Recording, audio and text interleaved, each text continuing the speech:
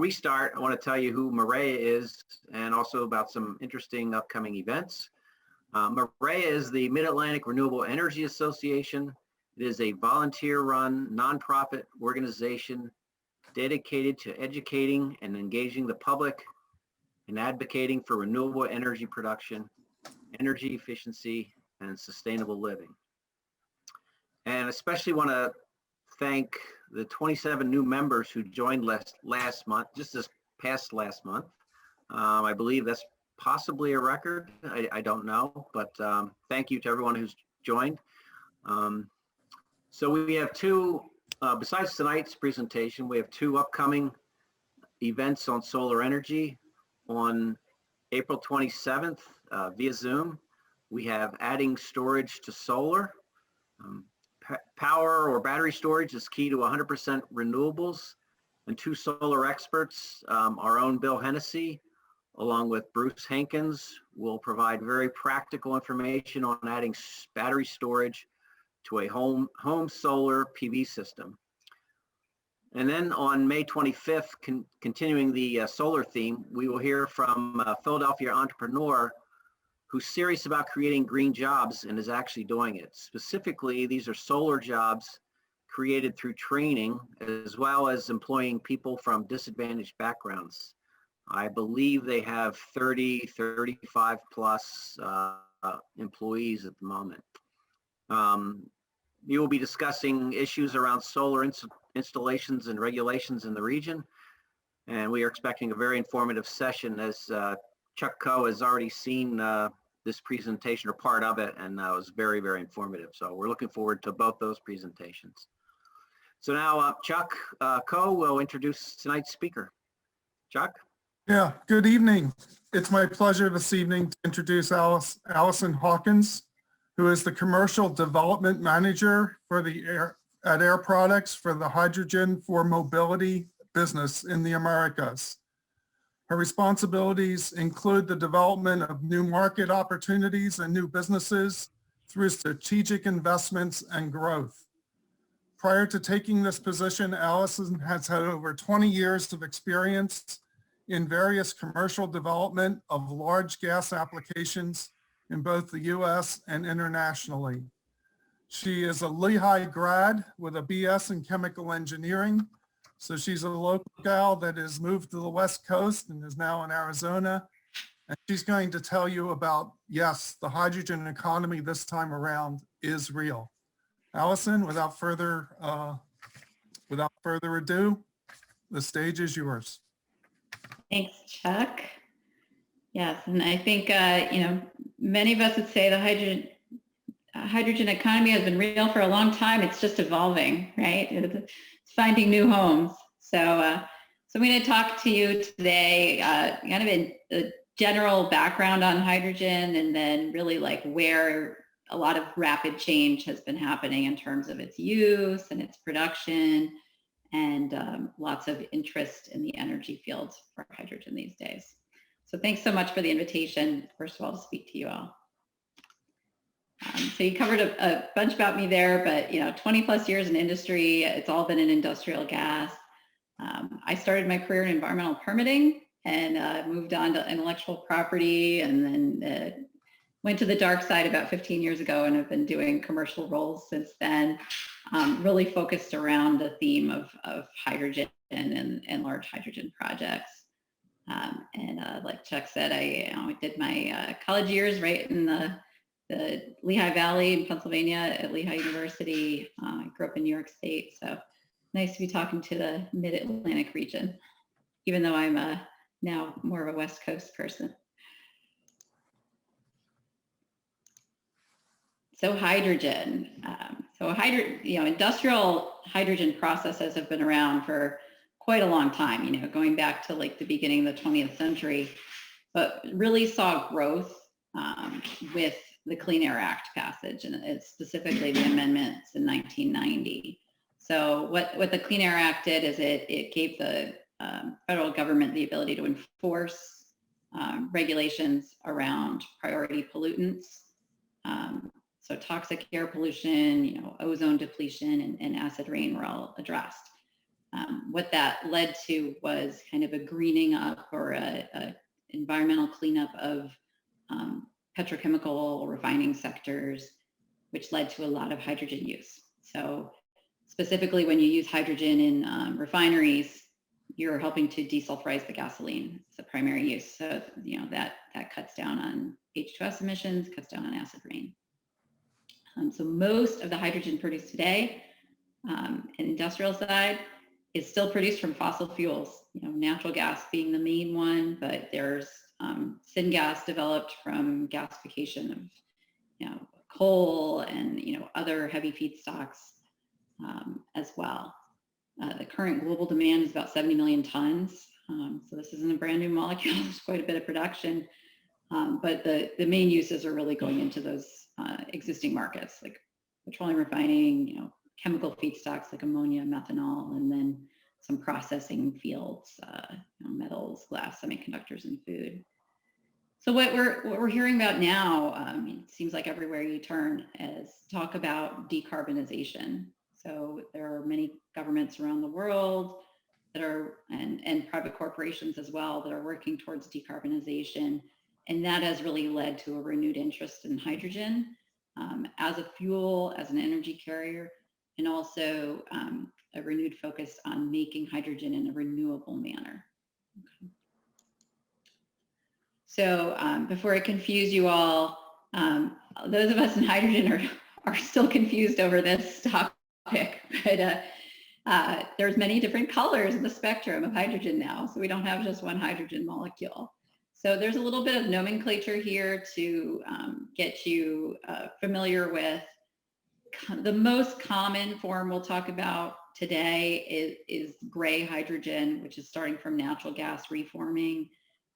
So natural gas is your feedstock. And you have kind of a medium CO2 emission in that gray hydrogen molecule. There are heavier CO2 emissions if you move down into brown and black, which are like gasification of heavier feedstocks. As you move up, we get to blue hydrogen, right in the kind of the middle of the chart. Still fossil fuel based, so still starting from natural gas or coal, but now you're doing carbon capture and sequestration at the back end of the process. So while you're generating CO2 emissions, you're capturing them and preventing at least a portion of them from making their way into the environment. So we would call that low carbon hydrogen once you start to do some of that capture. And then moving up, you have your electricity-based hydrogen, so electrolysis. And we'll get into a little bit about water electrolysis later. But how green or how renewable your hydrogen, your water-based hydrogen is, depends on what your energy feedstock was to produce it. So if you're using a renewable energy, like a wind, solar, hydropower, even geothermal tidal, we would call that green hydrogen. If you're generating off nuclear power, that would be a pink hydrogen, still zero carbon. And then if you're using just basic grid energy, that has mixed origin, so some of that power might have started as a fossil fuel, then we would kind of call it yellow hydrogen. And the real answer is a lot of source development is sometimes pulling multiple of these kind of molecules all together. So at the end of the day, what it comes down to is how low carbon intensity is your hydrogen molecule. Okay, a little background for you. So that natural gas reforming process we started from, the one that is most widely practiced is C-Methane Reforming. Not going to go through the whole schematic here, but the main thing is you have natural gas coming in here. You're preheating it. You're taking it against some steam and mixing the natural gas and steam in the presence of a catalyst in a furnace. And that's where you're generating the hydrogen and syngas. So you're making hydrogen and CO. You're shifting some of that CO over to CO2 in presence of water, making more hydrogen in a secondary step. And then you have a lot of heat in this process. And over the past, I'd say 20 years, most of the research into hydrogen production has gone into different ways to integrate heat recovery or produce power off of that excess heat that you have available. What we're looking at nowadays is you want to put carbon capture onto this type of a process. If you're going to build a new SMR today, you're going to capture CO2. The easiest place to grab that is off the PSA stream, but that wouldn't get you all of it. You still have a lot of CO2 that's actually heading up the stack. So now people are looking at new natural gas-based, well, not really new, but shifting the natural gas-based reforming to either autothermal reforming, partial oxidation, with autothermal reforming having the CO2 in a more capturable location in the process. So we focused more on steam methane reforming for the past 20, 30 years because natural gas costs are very unpredictable. This is the most efficient, energy efficient process. But if CO2 capture is more important to you, nowadays you're starting to see people look towards various, biomass gasification and that type of stuff, but basically processes where CO2 is easily capturable. So then the water electrolysis is where we're moving up to real, true renewable hydrogen. And this is pretty simple process. There's 3 subtypes of electrolysis. Those are polymer electrolyte membrane, or PEM. And in that process, your electrolyte is a plastic material. Then we have alkaline electrolyzers. In an alkaline electrolyzer, they have slightly different transport mechanism that involves hydroxide ions, different types of materials in the electrolyte. And then the last one is solid oxide electrolyzers. And those are looking to use solid ceramic materials. And they can selectively conduct negatively charged ions. So this is a picture of a PEM system. In general, you have the water that's going through the system, which is nice, clean, purified water, is reacting at the anode side, forming oxygen and some positively charged ions. And then those positively charged ions make their way across, selectively across the PEM membrane. And on the other side, we're generating hydrogen and dumping off those electrons as well. Okay. And you're just continuing to do this process. The only things that come out of the cell are hydrogen and oxygen, right? Water goes in, hydrogen and oxygen come out. In most industrial cases, you don't see anyone doing anything with the oxygen. We're just making the air we breathe a little nicer, right? So the hydrogen is the main product here. So when you look at why are people starting to talk about hydrogen so much, this H2 at scale is a great place for people to do additional reading. I put in the reference here, and I think that gets sent out with the slides. But the H2 at scale project is DOE led, and it's looking at kind of comprehensively energy utilization in the US and how do we get to that deep decarbonization. And they have looked at what role does hydrogen play to get us to that deep decarbonization. And it really looks at how we take our renewable assets that we have, to generate renewable energy, then to make hydrogen, or also to use gas infrastructure and generate those blue hydrogen molecules like I talked about. And then once you have a nice clean hydrogen source, where can you use it to displace fossil fuels to further reduce carbon production?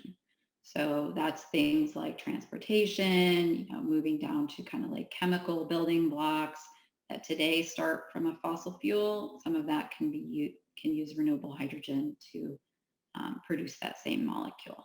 So if you want to get to that, true deep decarbonization at a societal level, H2 at scale really kind of builds that roadmap for where it can be used. And if you look at their early numbers, I won't confuse you all with the units here, but it just looked at kind of the market for hydrogen in 2015 and then the potential market as you move the use of hydrogen into these other end uses. I'd say these type of charts are quite a market growth, and that's why there's so much interest in hydrogen today. Lots of scale up required to be able to get there. So specific to transportation, I wanted to show kind of the vehicle roadmap for using hydrogen. I think that was one of the questions that came in before the talk. So if you start up here, I have kind of on the left-hand side, vehicles getting larger in size. And so I really talk about that in terms of the duty cycle, not physically how big they are, but how much horsepower, that engine needs to exert in order for that piece of equipment to move. And then over on this side, we can show that how much hydrogen do those types of equipment use per fill.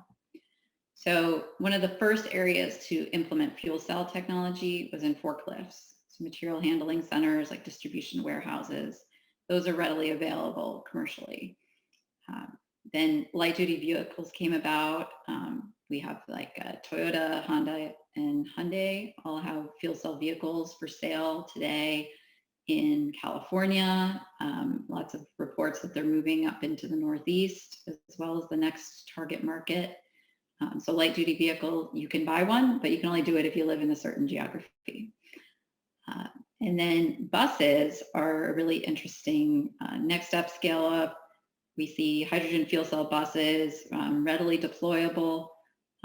There's still development ongoing. I'd say there's, hundreds of buses probably that have been sold, and it should grow to thousands over the next few years. And I'll talk about that later, where legislation is driving some of that adoption.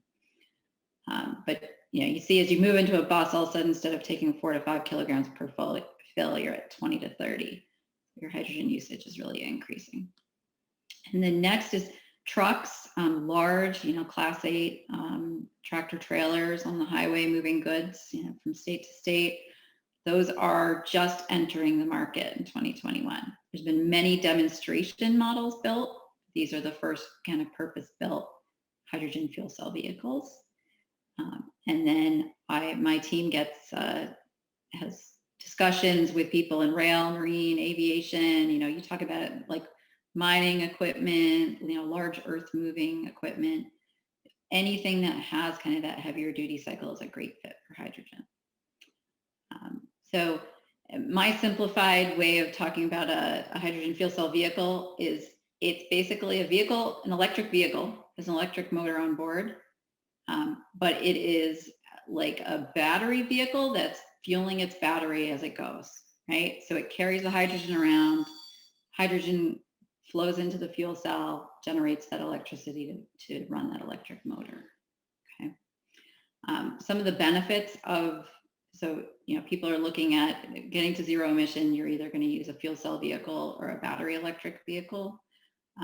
And some of the benefits of fuel cell vehicles is it tends to have a lower vehicle weight because you're not carrying around as large a battery, carrying around hydrogen instead and kind of fueling it on the go.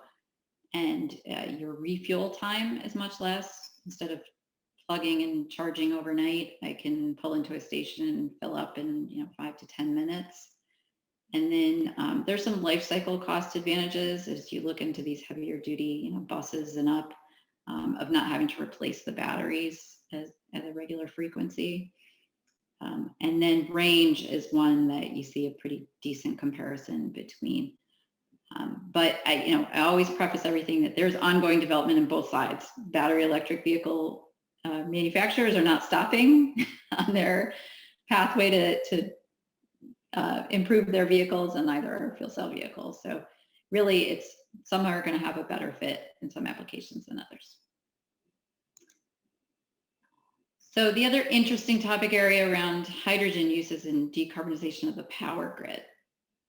So I put in here, the Biden administration came in January, and one of the first things they announced was, the U.S. should be on a path to net zero greenhouse gas emissions by 2050. And they said they're setting an initial, aggressive interim target to decarbonize the power sector. Many major utilities have already announced paths to get to net zero carbon by 2050. Very large utilities like Southern Company and Exelon. But so this is really pushing them to be a little bit faster there. And what's driving that is really renewable power costs have come down considerably. So I grabbed this chart from IRENA, and they showed the renewable cost comparisons between 2010 and 2019. So if you look at this gray box here represents kind of the average cost of fossil fuel-based power.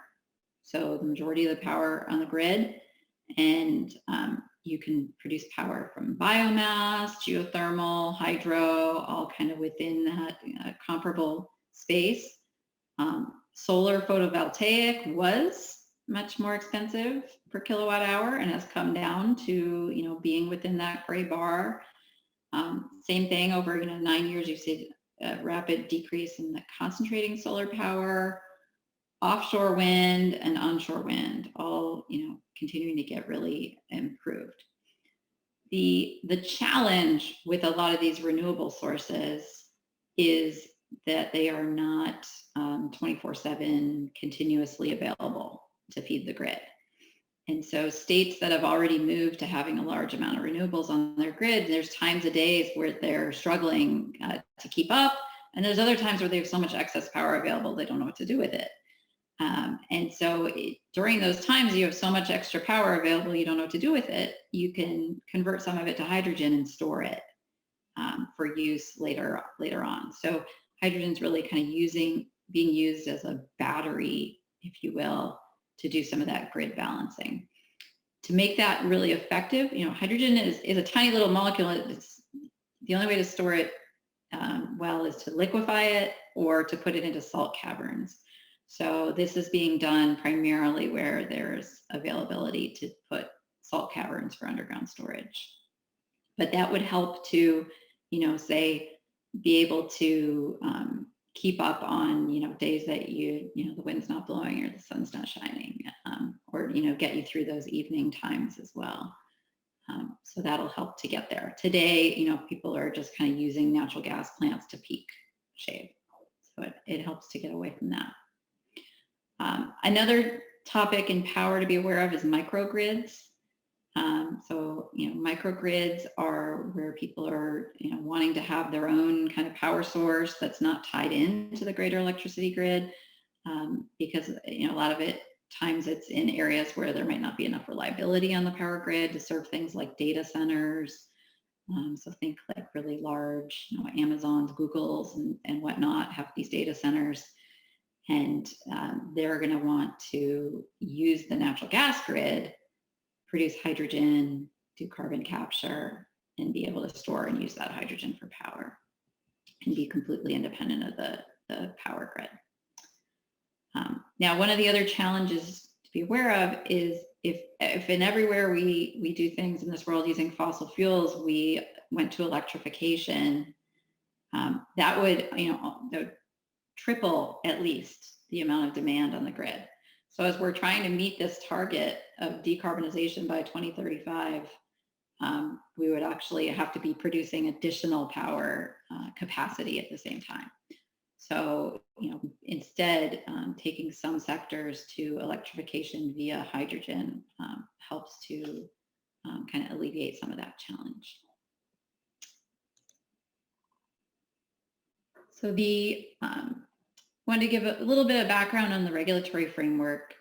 So the main market right now in the US for hydrogen due to decarbonization policies is in California. So California kind of led the nation with this low carbon legislation. And we talked about it in terms of like a carrot and a stick. So the carrot is the incentive. So how am I going to incentivize people to use alternative fuels? And this isn't just hydrogen based. This is any alternative fuel. It includes renewable diesels. It includes battery charging infrastructure. So what they did is they went out and they said, we're going to require fuel providers to reduce the carbon content of the fuels they sell. And the way they did that is they sent benchmarks of, how many grams of CO2 you're allowed to emit per, gallon equivalent. And by doing that, they then have a tiered approach where it's going down. And so if you're a fuel provider and you don't do anything to change the carbon intensity of the fuel you're selling, you have to go out in the marketplace and acquire these credits. So then to incentivize alternative fuels, they have people who sell and market or utilize alternative fuels, then generate credits for that activity. And they can then sell those to the people who need to buy the credits to offset their fuels. So it's kind of a self-sufficient marketplace. And it has driven a lot of entrepreneurial activity around alternative fuels. There's a similar market in Oregon and also up in British Columbia for LCFS, so that low carbon fuel standard. And then all the states in green have, and provinces in green have, because Canada's looking at a federal program, have an LCFS legislation that's ongoing. And I think there's a few states on here that aren't even green. This map I pulled from November 2020. So kind of in legislative season right now in a number of states. So there could be new bills introduced. So that's the carrot side. It says if you do alternative fuels, you're gonna generate a credit and you can go out and sell that credit for value.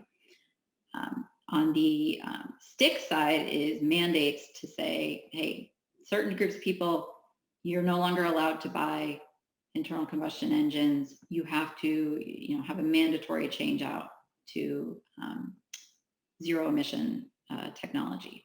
So in California, they have one that's directed at transit. So like city buses, that's the Innovative Clean Transit rule that mandates phase out to 100% zero emission buses by 2035. And then last September, I believe, Governor Newsom put out a internal combustion phase out executive order. So it mandates that all new cars or passenger trucks sold in the state of California will have to be zero emission vehicle. So fuel cell or battery by 2035. For drayage trucks, for the trucks that kind of move goods inland from ports to distribution centers and from distribution center to distribution center, those have to convert over by 2035 because ports are a major emission source in the state. And then other medium and heavy duty vehicles would get to round out the rest of the vehicles that there are would have to be there by 2045. So this is a very new mandate done by executive order, and there's a lot of work underway right now to understand how to support these industries that'll be affected and how to get there. But it's really good because these two things really generate the marketplace under which vehicle manufacturers see that there's enough demand for them to invest the money in the R&D to develop the vehicles and to work on getting them out there. And then it also enables companies that are able to do, production, fueling infrastructure investment to know that there's going to be a marketplace for that investment as well. So, you can't, we don't have everyone who drives a hydrogen vehicle putting a generator in their garage. You have to rely on public infrastructure to go out and fuel. So these two conditions, this carrot and the stick, kind of enables that marketplace to come about. Okay. So another really interesting theme around hydrogen is mega projects. So, if you ask me how real is hydrogen, where is hydrogen going to be? This slide represents many billions of dollars of projects that have been announced. Lots of investment bank, lots of major corporations who are tied to these projects and have committed lots of dollars to make this happen. So the bets are being made. You see and this is kind of going down in size. So I started with the largest project that's been announced so far, which is this 14 gigawatt electrolyzer facility in Western Australia called the Asian Renewable Energy Hub. And then I'm only showing projects that are greater than 1.5 gigawatt that have been announced. So, going down the list here, you'll see kind of a theme around locations. Australia pops up a bunch of times. We've got the Middle East represented. I think there was another announcement this morning or yesterday about another Middle East project. So my list might be dated. It's from December. And then we have Chile popping in. So what you're seeing here is geographic locations where there are world-class renewable resources available. So places where there's both great solar potential and great wind potential. So where you can get wind plus solar, you get a much higher availability factor of that renewable power resource than you would if you were doing like solar alone or even wind alone. So that's why you see combination feeding most of the projects. Some of them, like this one out off the Netherlands is 100% offshore wind based. There's another offshore wind. And then there's some that have been announced that aren't yet specified, but that Western Australia, Middle East, Chile are all kind of, those geographies are popping up because of their renewable potential. The scale factor, these are very, very large. So I can point to the one I know about is Helios Green Fuels. This is 650 tons per day of green hydrogen. The whole US consumes, well, on a liquid hydrogen basis, about 150 to 200 tons per day right now. So this one project alone is 650. So it just shows you the scale. These are mega projects, take a while to build. So the anticipated on-streams kind of vary, but the most aggressive we're seeing is a project announced for Mongolia. My guess is 2021 is like a first phase and not the full 5 gigawatts of building. But this sizing in terms of gigawatts really talks, that is how much electrolysis capacity is being installed. And if we went back to the slide on showing the solar power costs coming down over time, that demand for electrolysis technology is going to hopefully drive production costs down of that technology as well. So I think a lot of these projects have a bit of development of the underlying unit operations going into the facility that's happening behind the scenes. Hence some of the long timelines to when they'll be completed. Okay. So like I said, the NEOM, this is that Helios Green Fuels project in the Middle East. Air Products is one of the lead investors here. We are taking both renewable power from wind and solar, purpose-built for this installation, which also is going to feed a whole city that's being built to be a renewable energy kind of oasis in northwest Saudi Arabia. They're going to be desalinating seawater using that renewable power, going through a bank of electrolysis equipment to produce hydrogen, also running an air separation plant to make nitrogen, which they combine in an ammonia synthesis loop. So what's being loaded into the ships for export as a fuel is ammonia, but it's a green ammonia made with 100% renewable resources. Okay. You then ship that green ammonia around to ports around the world where you can then crack it back, separate the nitrogen and the hydrogen molecules, and then you can take that hydrogen molecule into a fuel cell, point of use. So there are, on this project list I showed you, I think 2 or 3 of these are ammonia based. Some are for going right into local industrial use. So some are going right into steel or petrochemical production at the hub. And some are going into, other liquid carriers other than ammonia. So there's a whole host of different options going on. Okay.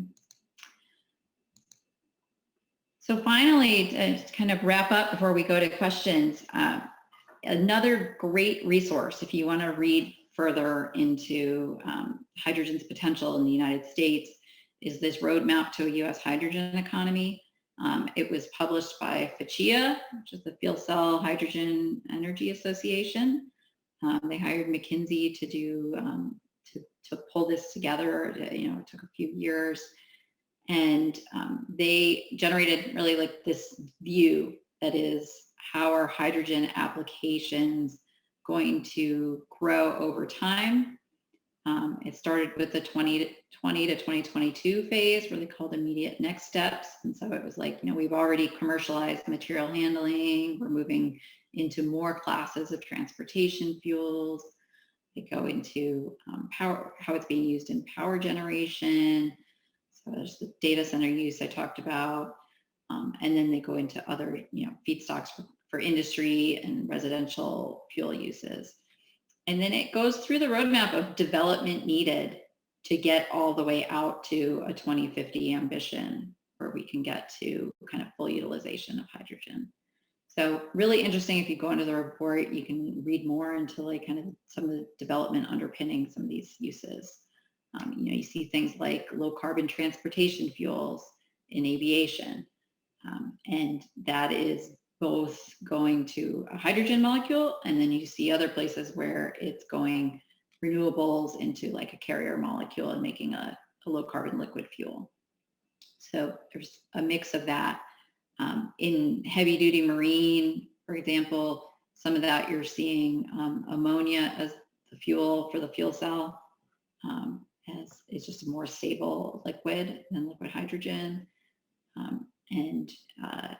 And you go into things like steel manufacturing uses quite a bit of hydrogen for reforming. So all of these industries really, to get to the deep decarbonization goals we're looking for, they cover it in this roadmap. So that was all I had pre-prepared, but I know we probably have a number of questions that have come in. So I'll kick it back to my moderators.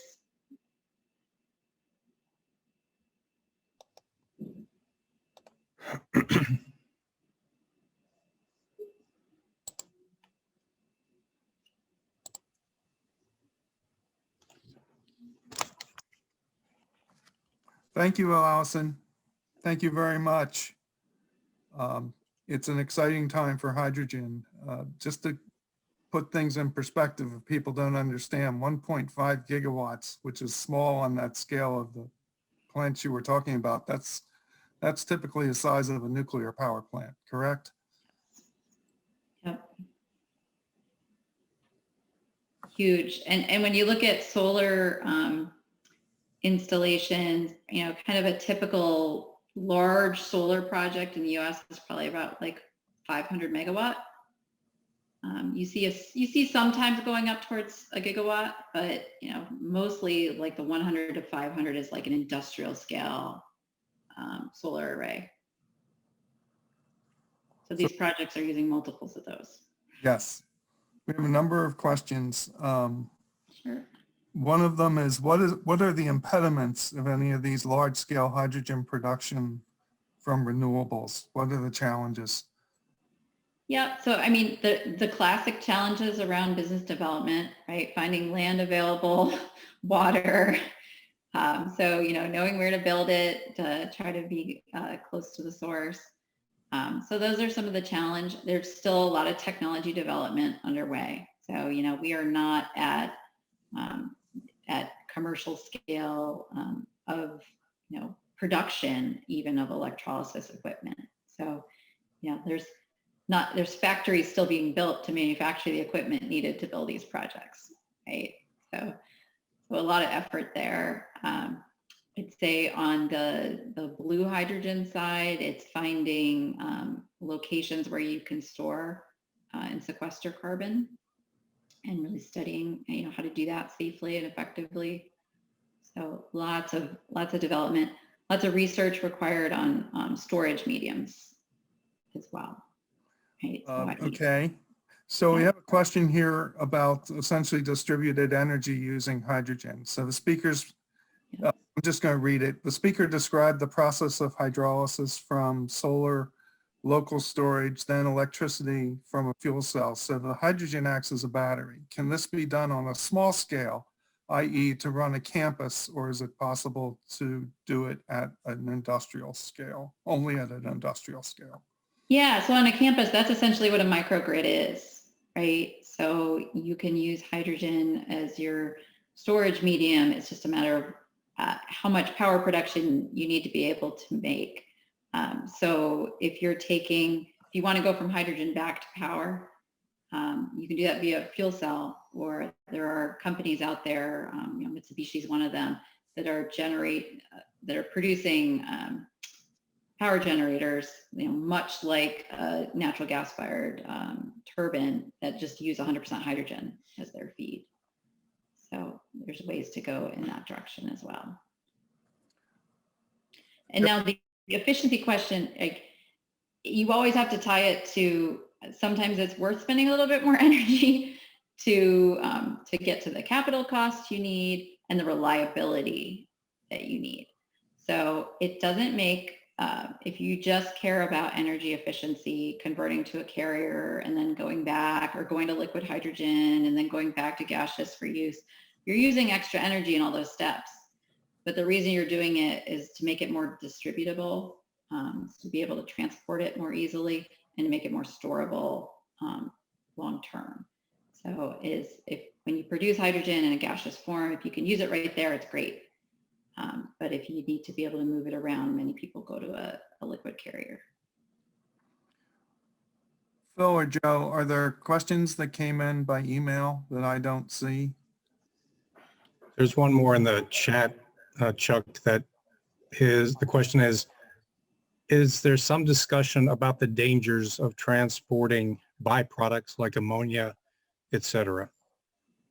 Absolutely. So you have to look at the safety of any of these solutions, right? So even, hydrogen as a molecule is flammable. So lots of work underway around, understanding where to properly site equipment, whether that's production equipment, how you transport safely, carrying things across the road or shipping it, and then how you fuel it into the vehicles. And all of that takes, a concerted safety effort. So, we really believe in doing inherent design safety, where you build in, and that's one of the differences too in this new world.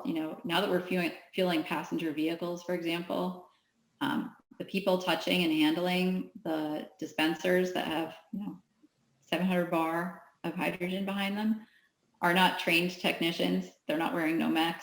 They're not inside of a plant where we would be used to people that handle that type of equipment. It's the fueling public. So you have to design it that really anyone can come in and touch it and they cannot mess up. Like, there's nothing that they can do wrong that would create an issue. So a lot of work has been put into that over the past 25 years that we've been looking at hydrogen fueling.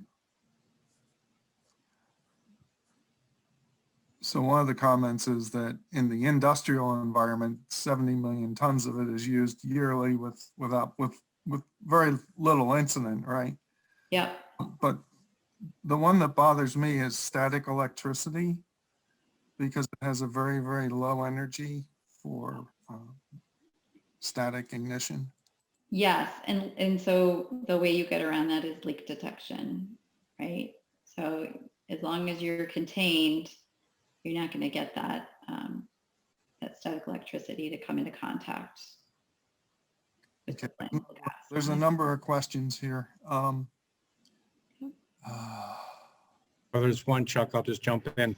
Okay. What is the efficiency or energy consumption of the process of dissociating green ammonia back to hydrogen? There is some heat required. So it does require either fossil fuel, or you can supply that heat via some of the green ammonia itself. You can just do that via a parasitic load. I don't have the round trip efficiency numbers, because I kind of look at things just in terms of what is the overall carbon intensity of the net molecule I have coming out of the back end of the process. I believe it's very high. I believe it's like 97, 98% efficient. I think it's very high. The other thing is there's a lot of catalyst work being done to lower the temperature for that cracking reaction. And there are metals supported on a variety of supports that can actually do this at room temperature. They're not commercial yet, but they will be. There's a lot of vehicles. How does hydrogen storage compare to lithium-ion battery for cost weight standpoint for equivalent energy production? Yeah, so typically when you look at the, so I'm not sure about cost. When you look at the gross weight of the vehicle, carrying the tank, which is a composite hydrogen tank that goes into these vehicles, it's actually wrapped in carbon fiber, and it's able to withstand, like, bullets being shot right at it, to be, kind of that same design for inherent safety. The weight of the hydrogen storage and the fuel cell is less than a similar battery that would have the same kind of like ability to drive the same mileage. And really for the, so, some of the advantages are you look into, say the way a commercial truck operates, a lot of them get driven, maybe, 16, 18 hours of the day. They're only stopped when they're on, offloading goods and loading new goods onto them, and then a new driver slips into the seat and takes off. So they don't have the time of staying parked to recharge fully. And then some of the early work being done is on those batteries that have to deal with such a high duty cycle.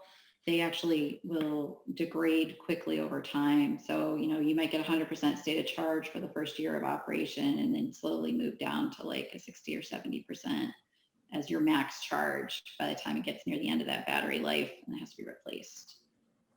There's no way. So there's probably a lot of research underway right now on the battery side of the world to try to come up with materials that'll handle that. Joe, you want to get the next one? Sure. Is the existing gas infrastructure usable at all for hydrogen? So there's a lot of research underway at blends of putting, small percentages of hydrogen into the natural gas grid, so that, if you're using it for, say, cooking in your home or something, that you wouldn't see a difference and you would generate less carbon for the same process. I think going up to higher percent blends, double digits and higher, there's a lot of questions as to whether or not that's doable from a safety standpoint, because the grid infrastructure really wasn't built to handle hydrogen molecules. But that's one of the topics of like that, H2 at scale program at DOE. I think they have different R&D streams underway of doing some of that research to understand better. Siemens and GE are doing a lot of work on developing methodologies for using hydrogen at greater than 50% blends, and modifying gas turbines to do that. And actually, for dehydrogenation at refinery sites, GE actually uses hydrogen from dehydrogenation in a gas turbine to provide energy to the refinery. Yeah. It's a captured use, but it shows that the technology is there. It's just a matter of adapting it to application for broad use. Sorry, I get on. This is a topic that I'm just passionate about, in case you can't tell. Yeah, and I would tell people too, there's probably 2 or 3 hydrogen conferences a week right now. There's a online. hydrogen tech pod. There's a podcast from the Hydrogen Tech Group in Europe, and they literally have a podcast once a week. It's there's so much discussion of hydrogen. Yeah, I'd say for the first 10 years I worked on hydrogen, the only people that talked to me about it were refiners and petrochemical producers, and now it's kind of the topic du jour. But there really are a lot of opportunities out there to kind of broaden your knowledge into these potential end uses. Now, I think you could spend hours and days just learning about data centers and how data centers are trying to tackle energy. because, it's part of our lives now. We need these massive data centers to be built, but they are the size of small towns.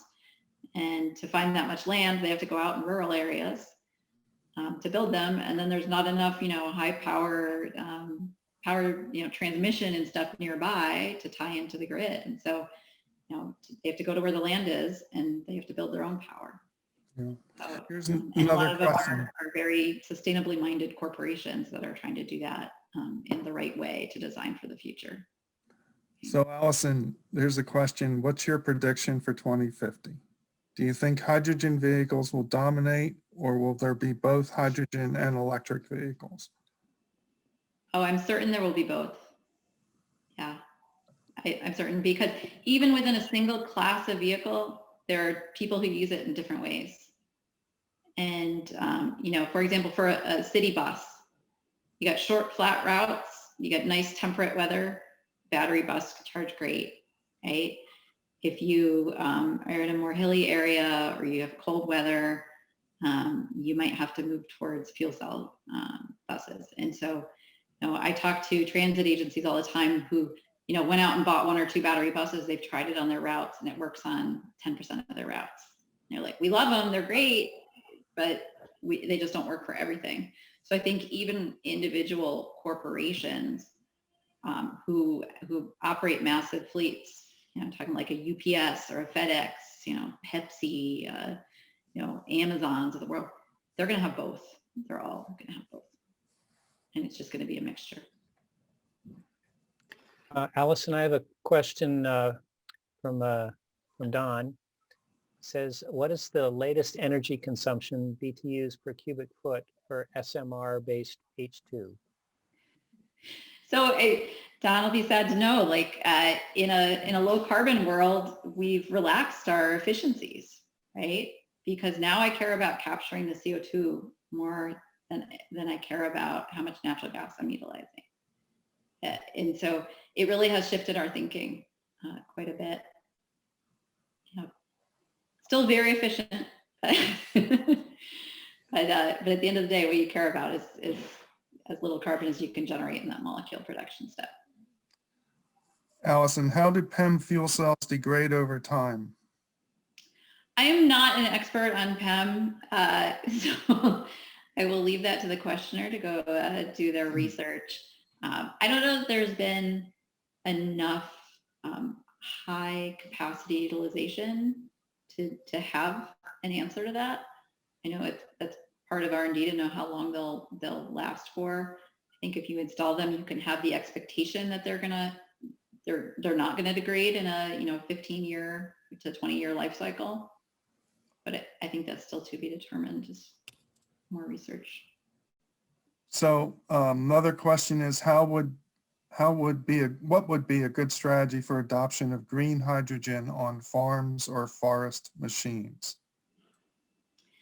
So it is difficult because you need to get, I think if you're in a rural area, you don't want to have somebody truck hydrogen to you. You're going to want to have to put in your own production.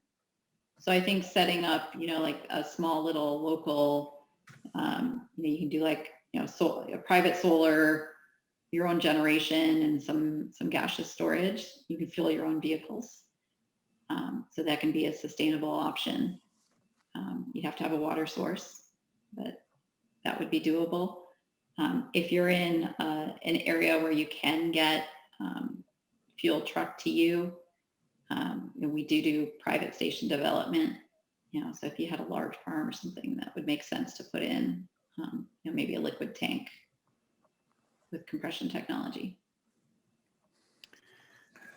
Another question, do you believe that the greatest challenge at the moment is developing technology that generates power from hydrogen gas, or improving technology in electrolysis?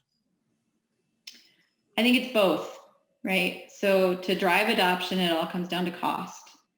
And cost at the end of the day is total cost of ownership. So how much did it cost me to produce the fuel, and how little fuel does it take to fuel my vehicle, right? Or to produce that power, if that's where you're trying to go with it. So we have to get better on both sides of that equation. So I'd say there's not a lot of end applications where you're right at like gasoline or diesel parity in terms of total cost of ownership, right? And it's Scaled trying to get that, projects. close that gap.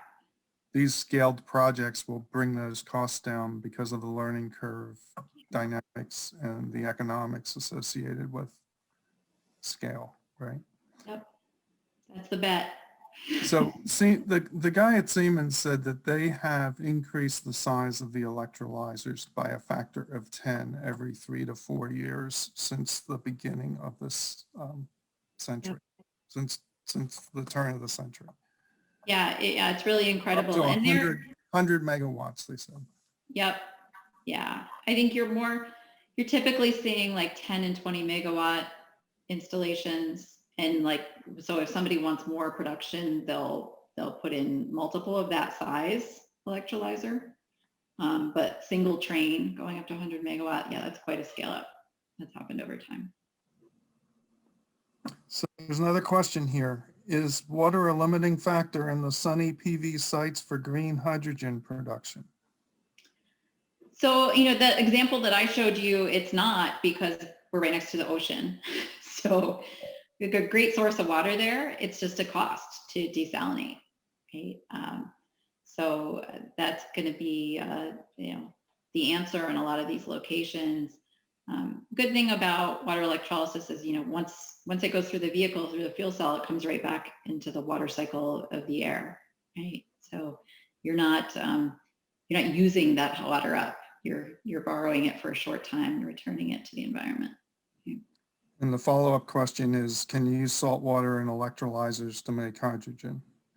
I do not believe so. There's research ongoing to do that and to capture the chlorine, but it's research, it's not commercial. Yeah, that would be a great advancement, right? Because there are a lot of people working on it. Yep. And then you'd have offshore wind right there, you know, you have little hydrogen plants in the middle of the ocean. Here's another question. NASA is currently conducting research on the possibility of having regenerative fuel cell systems for future exploratory missions. Do you believe that this could increase the public's interest in hydrogen as the future energy source? Well, the STEM kid in me wishes that everybody paid attention to what NASA did. But I think at the end of the day, consumers are cost driven. They like fancy technology. I put the picture on the front slide. I should have gone pointed to you again, like the Gen 2 of the Toyota MAREA, which is in the first fuel cell vehicles, just came out this year. And it is beautiful. They learned from the first gen that you can't make it look like a Prius if you want everybody to buy it. It's got to look more like a Lexus or a Tesla. So I think that, you know, consumer behavior, we're trying to get full broad adoption across, you know, everyone, not just people who are, you know, forward-thinking techies. It's got to not cost much and look beautiful. Yeah. So Don, I'm going to put you on the spot. Do you have a question for Allison other than wow? Do you know Don? Allison, do you know Don? I know, yep. Okay. Is he I there? know a couple names on here too. I'll unmute myself. Hi, Allison. Hi. Hey, really nice job. You floored me with the, you know, how worried we were always about trying to keep the energy efficiency, you know, we got to get to 259 or something like that, right? And so I have to think about it a little bit, but how do you increase your carbon capture? Just leave it as CO2. I mean, how do you increase the carbon capture by letting the efficiency slide a little bit? Well, no, I think it's really a trade-off in your base technology. So instead of reforming via steam methane, you're going to go autothermal. Oh, okay. I got you. And you do that because it's slightly less efficient process, but now the carbon is more capturable. I can get about 95% of it. Oh, yeah. Whereas I can get the first 50% or so of CO2 captured off a steam methane reformer, but that next 50 would be incredibly expensive. So it would not make sense. Still sequestering CO2 down in the Gulf regions and the salt domes? Are we still working on CO2? Yeah, okay. Yeah, we have two, we have two SMRs in Port Arthur, Texas. Yeah. It was a large DOE funded project. We capture about 1 million tons a year of CO2, and it's used for enhanced oil recovery. Yep. So it gets piped out into kind of the Barnett Shale kind of area. Or no, that's not Barnett. Which one is it in South Texas? I can't remember the name, but it's used for enhanced oil recovery, which is, then they do track at the wellhead how much stays in the ground to make sure that it was somewhat sequestered, but it's serving dual purpose. Hey, Phil, what's your burning question? I don't know that I have one. Answered all of them. You can catch me up. Are there great talk. Thank you so much. Very nice presentation. Yeah, thanks for having me. It's a lot of fun. And, I hope you all follow up with some of the reading materials I suggested. Thank you. Hey, Allison, I got to ask, do we still have the fuel cell vehicles to drive around, or are they a thing of the past? We're building a new station at the new headquarters. So, Cool. That's great. Yeah. Well, all the MAREA people have seen the original Toyota that we had. It's been with Phil and his, alternative, whatever, transportation stuff. I don't know, Phil, how many times did we have it up there? 4 times probably? Yeah, it sounds like about that. Yeah. yeah. Very nice job tonight, you guys. Keep it up. Very nice. Just a reminder to everybody before we sign off, April 27th is our next, and that's when we'll be talking about solar storage with lithium-ion batteries. So we'll look forward to seeing you then. Thank you, Allison. Very, very Yep. great presentation. Yep. Thank you very Thank much. you all. Great Thanks, question. Thanks so much. Okay. Bye. Bye-bye. Bye-bye. Okay, everybody. Thanks again, Allison.